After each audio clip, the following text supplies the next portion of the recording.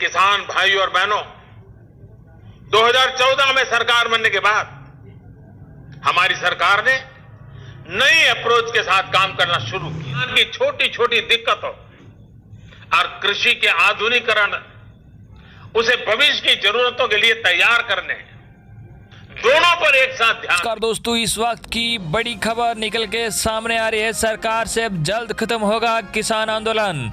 किसानों की मांगे पूरी होगी। पूरे देश में किसानों के बढ़ते विरोध प्रदर्शन के बीच अब मोदी सरकार झुकने को मजबूर। वही कृषि कानून रद्द को लेकर इस वक्त की बड़ी खबर है।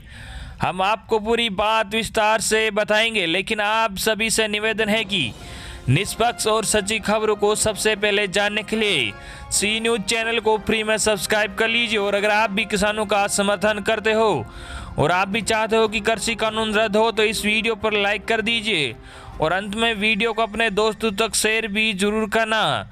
तो चलिए दोस्तों, अब बढ़ते खबरों में आगे। आपको बता दें कि 1 जनवरी से देश में बदलने जा रहे 10 नियम, मान ले वरना बहुत पछताएंगे। जी आपको बता दें कि 1 जनवरी 2021 से कई नियम बदल जाएंगे, जिनका सीधा असर आम आदमी पर पड़ेगा। चेक पेमेंट से लेकर फास्टैग, यूपीआई पेमेंट सिस्टम और जीएसटी रिटर्न के नियमों में बदलाव होने जा रहा है।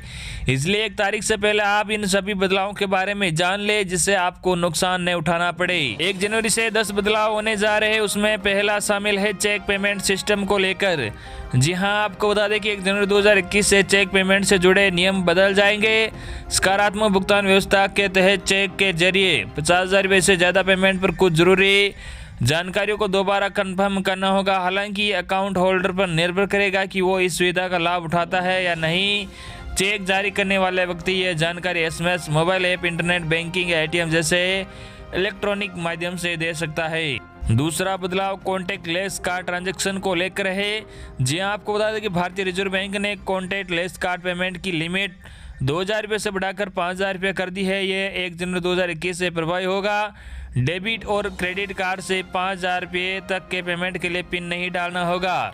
वही तीसरा बदलाव मैं आपको बताएं तो महंगी हो जाएगी कारें। ऑटोमोबाइल कंपनियां जनवरी 2021 से अपने कई मॉडल के दाम बढ़ाने जा रहे हैं, जिसके बाद कार खरीदना पहले की तुलना में महंगा हो जाएगा।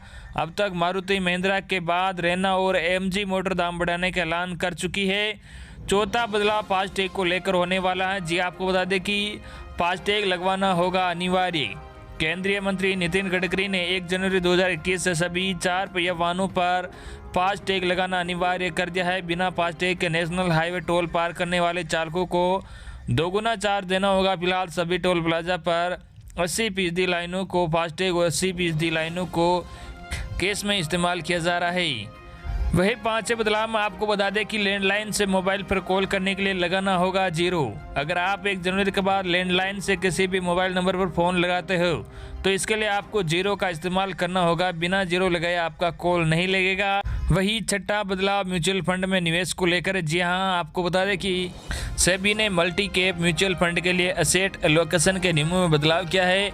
नए नियमों के मुताबिक अब फंड्स का 75% हिस्सा इक्विटी में निवेश करना जरूरी होगा, जो कि सभी न्यूनतम 65% है। सेबी ने नए नियमों के मुताबिक मल्टी कैप फंड्स के स्ट्रक्चर में बदलाव होगा।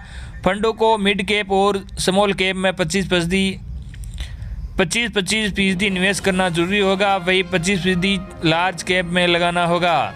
7वां बदलाव यूपीआई में पेमेंट को लेकर होगा। जी आपको बता दें कि 1 जनवरी 2021 से यूपीआई के जरिए पेमेंट करना महंगा हो जाएगा। थर्ड पार्टी की ओर से चलाए जा रहे ऐप्स पर एक्स्ट्रा चार्ज लगाने का ऐलान किया गया है। National payment corporation of India की ओर से यह निर्णय लिया गया है। वही 8वां बदलाव जीएसटी रिटर्न के नियम को लेकर है। जी हाँ, आपको बता दें कि देश के छोटे कारोबारियों को सरल त्रैमासिक goods and services tax return filing सुविधा मिलेगी। नए नियम के तहत जिन कारोबारियों का टर्नओवर 5 करोड़ रुपए से कम है, उन्हें हर महीने रिटर्न दाखिल करने की जरूरत नहीं होगी। नया नियम लागू होने के बाद टैक्स पेयर्स को केवल 8 रिटर्न भरने होंगे। वही 9वें बदलाव में आपको बता दें कि सरल जीवन बीमा पॉलिसी होगी लॉन्च। आपको बता दें कि 1 जनवरी के बाद कम प्रीमियम में बीमा खरीद पाएंगे। IRDAI ने सभी कंपनियों को सरल जीवन बीमा लॉन्च करने को कहा है। बता दें कि आरोग्य संजीवनी नामक standard regular health insurance plan पेश करने के बाद एक स्टैंडर्ड टर्म लाइफ इंश्योरेंस पेश करने का भी निर्देश दिया गया है। 10वां बदलाव जो है वो है व्हाट्सएप को लेकर। आपको बता दें कि कुछ फ़ोन में व्हाट्सएप काम करना बंद कर सकता है। बता दें कि आने वाली 1 तारीख के बाद कुछ एंड्रॉयड और iOS फ़ोन पर व्हाट्सएप काम करना बंद कर सकता है। कंपनियों ने बताया कि जो सॉफ्टवेयर पुराने हो चुके हैं उन पर व्हाट्सएप काम करना बंद कर देगा। वही अगली बड़ी खबर, सरकार का बड़ा फैसला, किसानों को 50,000 तक का कर्ज माफ। जी हाँ, आपको बता दें कि नए साल से पहले झारखंड सरकार ने किसानों को बड़ा तोहफा दिया है। हेमंत सोरेन सरकार ने राज्य के किसानों द्वारा 31 मार्च 2020 तक लिए गए 50,000 रुपये तक के कर्ज को माफ कर दिया है। बुधवार की शाम हुई कैबिनेट मीटिंग में इसके लिए कृषि ऋण माफी योजना को मंजूरी दे दी गई है। इसके कार्यान्वयन के लिए 2,000 करोड़ रुपए का प्रावधान किया गया है। इससे करीब 9 लाख किसानों को फायदा होगा और वे अपने कर्ज से मुक्त हो जाएंगे। बड़ी खबर, पीएम मोदी की अपील पर किसान कल करेंगे बैठक, कृषि मंत्री की चिट्ठी पर भी लेंगे फैसला। आपको बता दें, किसान संयुक्त मोर्चा प्रधानमंत्री नरेंद्र मोदी के भाषण और कृषि मंत्रालय के सचिव की ओर से भेजी गई चिट्ठी को लेकर प्रतिक्रिया देने के लिए कल शनिवार को बैठक करेगा। प्रधानमंत्री मोदी ने आज एक कार्यक्रम में कहा, कुछ राजनीतिक दलों द्वारा किसानों को भड़काने की कोशिश की जा रही है और आंदोलन को मुद्दे से भटकाया जा रहा है। जानकारी के मुताबिक किसानों के नेशनल मोर्चे की आज कोई बैठक नहीं हुई, केवल पंजाब के संगठन की बैठक हुई। नेशनल किसान संयुक्त मोर्चा कल शनिवार को बैठक करेगा। हालांकि बैठक कब होगी इसका समय निर्धारित नहीं किया गया है। पीएम मोदी ने कहा कि हमारी सरकार ने खेती को आसान किया है। प्रधानमंत्री नरेंद्र मोदी की ओर से आज शुक्रवार को किसान सम्मान निधि योजना की नई किस्त जारी की गई है, जिसमें 9 करोड़ किसानों के खाते में 18,000 रुपये करोड़ का ट्रांसफर कर दिए गए हैं। इस दौरान प्रधानमंत्री मोदी ने कहा कि किसानों को बदनाम पर कुछ लोग अपनी राजनीति चमका रहे हैं, लेकिन सरकारों की नीति के कारण वो किसान बर्बाद हुआ है जिसके पास कम जमीन थी। कृषि कानूनों का समर्थन करते हुए पीएम नरेंद्र मोदी ने कहा कि हमारी सरकार ने आधुनिक खेती को लेकर बल दिया है। हमारा फोकस किसानों के खर्च को कम करने पर किया गया है। पीएम फसल बीमा योजना, किसान कार्ड, सम्मान निधि योजना की मदद से खेती को आसान किया गया है। वहीं पीएम मोदी ने एक बार फिर कहा कि सरकार हर विषय पर बात करने को तैयार है।